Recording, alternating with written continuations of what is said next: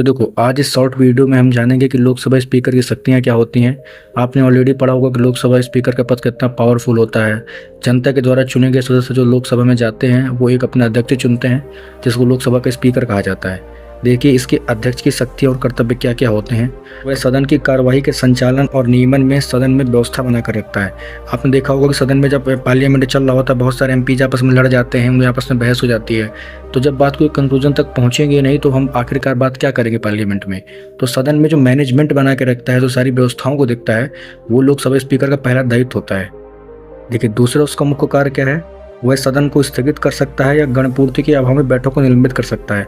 आपने देखा होगा, मतलब लोकसभा स्पीकर के पास पावर होती है सदन को स्थगित करने की।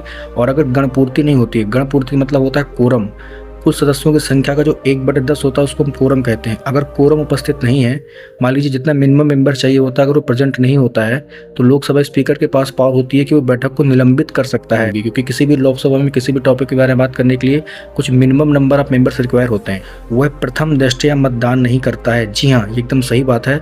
अगर लोकसभा में कोई भी वोटिंग होती है तो डायरेक्टली वो वोटिंग नहीं करता है कि मतलब वोटिंग हो रही है बिल में और उसकी वोटिंग भी काउंट होगी, ऐसा नहीं होता है। लेकिन जब दोनों तरफ के वोट बराबर हो जाते हैं, कभी कभी ऐसा होता है ना, मान लो कोई पार्टी बिल लेके आती है।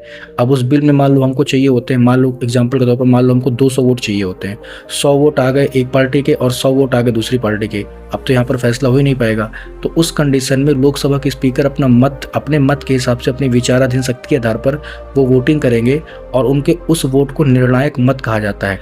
एक्चुअली में होता क्या है, मान लीजिए लोकसभा कोई बिल पास करती है, लोकसभा से बिल पास होने के बाद वो राज्यसभा में जाता है। तो आमतौर पर जितने भी बिल होते हैं, राज्यसभा उस बिल में अपनी सहमति दे देती है। लेकिन कभी कभी ऐसा होता है कि राज्यसभा उस बिल पर अगर सहमति नहीं दिखाती है, उसको ऐसा लगता है कि बिल में कुछ कमियां हैं, तो राज्यसभा उस बिल को होल्ड कर देती है। तो इस कंडीशन में क्या होता है कि जब बिल पास नहीं होता है तो राष्ट्रपति दोनों सदनों को एक साथ बुला लेते हैं। इसको संयुक्त बैठक कहा जाता है।